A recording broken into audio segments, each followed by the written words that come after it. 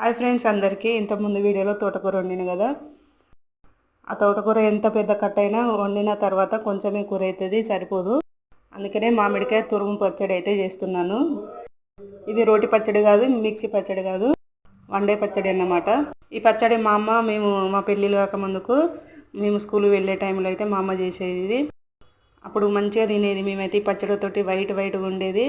ఇప్పుడు తోటకూర వండిన తర్వాత అమ్మ ఫోన్ చేస్తే మాట్లాడినప్పుడు, అమ్మ ఇట్లా ఒక మామిడికాయ పచ్చడి నువ్వు తెల్లగా చేసేది, ఆ పచ్చడి ఎట్లా చేసేది నువ్వు అని అడిగితే చెప్పింది.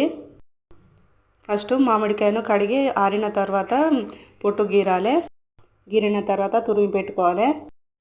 ఆ తర్వాత ఎండుమిర్చి, వెల్లుల్లి రెబ్బలు, కరివేపాకు, జీలకర్ర, ఆవాలు, మెంతులు అవి రెడీ చేసి పెట్టుకోవాలి. ఆ తర్వాత స్టవ్ మీద ఒక గిన్నె పెట్టుకొని 3 పావులు ఆయిల్ వేసుకోవాలి. తురుము తగ్గట్టు ఆయిల్ అయితే వేసుకోవాలి. తురుము ఎక్కువ ఉంటే ఎక్కువ ఆయిల్, తక్కువ ఉంటే తక్కువ ఆయిల్.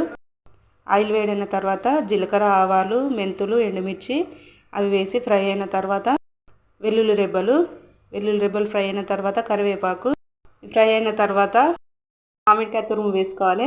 మామిడికాయ తురుము వేసుకొని సరిపడా సాల్ట్ వేసుకొని, నేనైతే ఒక చెంచా మీద కొంచెం అయితే సాల్ట్ వేసాను. సాల్ట్ వేసుకొని ఒక 5-6 నిమిషాల పాటు మూత పెట్టి ఉడికించుకోవాలి. ఆ తర్వాత కొంచెం పసుపు వేసి మళ్ళీ ఒక 2 నిమిషాలు అయితే మూత పెట్టి ఉడికించుకోవాలి. 2 నిమిషాల తర్వాత మూత తీసి మరోసారి కలుపుకొని స్టవ్ బంద్ చేసుకోవడమే. ఈ పచ్చడి నచ్చితే లైక్ చేయండి, సబ్స్క్రైబ్ చేసుకోండి ఫ్రెండ్స్. Thank you, bye. మరో నెక్స్ట్ వీడియోలో కలుద్దాం.